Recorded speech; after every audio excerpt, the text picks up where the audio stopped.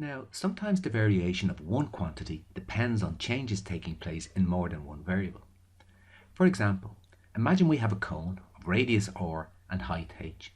Now the volume of the cone is given by 1/3 pi r squared h.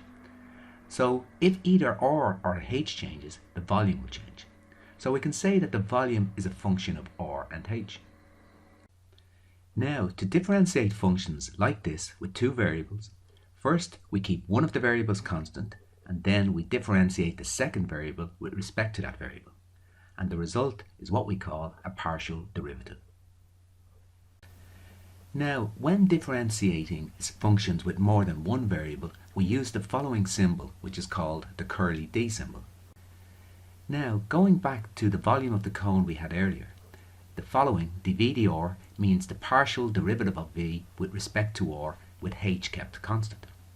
So if we bring the h to the front, we could write dv dr is 1/3 pi h times the derivative of r squared. So differentiating r squared, we get 2r, and bringing the 2 to the front here, we get 2/3 pi rh. So therefore the partial derivative of the volume with respect to the radius is 2/3 pi rh. So now let's consider dv dh, which is the partial derivative of the volume with respect to h with r kept constant. So if we differentiate the volume, keeping r constant, we get 1/3 pi r squared times the derivative of h. And differentiating h, we just get 1.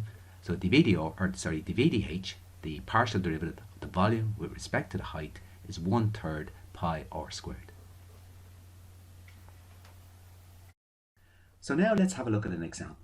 Here we're given a function z, which is dependent on two variables x and y, and we're asked to find the partial derivative of z with respect to x and the partial derivative of z with respect to y. Now, if you like, we could rewrite this function as x cubed plus y cubed times 1 minus 2x squared y.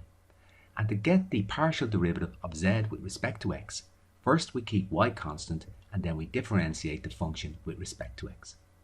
So, differentiating x cubed, we get 3x squared. Differentiating 1, or any constant, we get 0.